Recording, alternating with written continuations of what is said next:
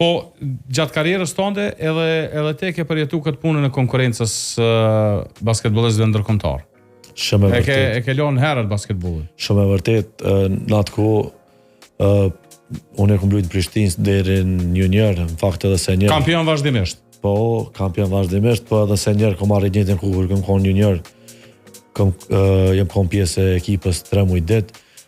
Prishtina hapa të bëni një investim shumë të madh. Qatë kohë e thaj atë barierën edhe për medalën e Evropë, këshin synime shumë doja, sjellën shumë lojtarë të huj, na trit neve na ikin, po menoj s'patë më ven aty, klube tjera me thonë drejtë nuk ka qenë shumë zhvilluar as financiarisht, në atë kohë s'ka qenë s'dia ka qenë as ligji, nuk e dia ka qenë ligji për sponsorizim. Ja, sa besojnë atë. Nuk e besoj. Po flasim për vitin 2015. Po, edhe s'kom pa të ardhme me thonë drejtë në atë moment, edhe më ka shty që me lon basketbollin që nështë ta ka qenë edhe gabim jemi që jam dërzu shumë herët, po qa me bu, tash fati e ka dosh kështë.